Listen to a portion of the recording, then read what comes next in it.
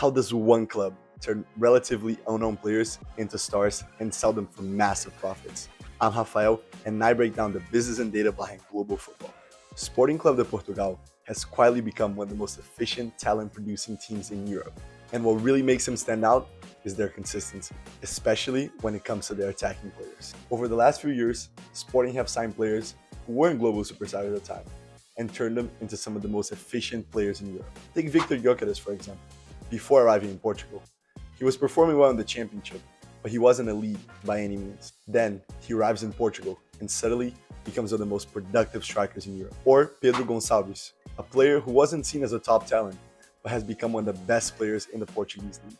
And even going back a few years, look at Bruno Fernandes. Sporting gave him responsibility, structure, and freedom in the right system, and turned him into one of the best midfielders in world football. But this isn't just about individual success stories. This is where Sporting separates themselves. They've built a system that consistently increases a player's market value. Look at Manuel Ugarte, signed for 24 million and sold for 60 million euros just 2 years later. Or Mateus Nunes, signed for less than 1 million pounds and now sold for 42 million. Even players developed within the club, like João Mario and Giovanni Kenda, have brought in massive transfer revenues for the club.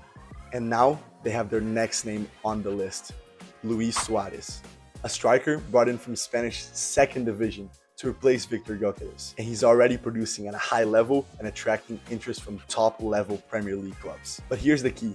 Sporting doesn't just sign good players. They sign very specific profiles. Players who fit their system, their intensity, and their style of play. And once they arrive, they're not just rotated in and out of the team. They're given responsibility, they're given minutes, and they're put in positions where they can succeed.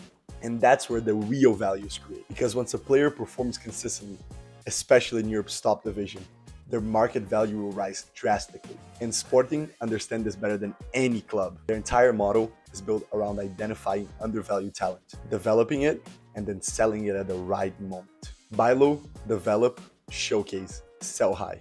And they've done it over and over again. So when Sporting produces a top player, it's not luck, it's a system. As always, please drop a like and follow if you enjoy this type of content, and comment down below, who do you think is the next superstar to come out of Sporting?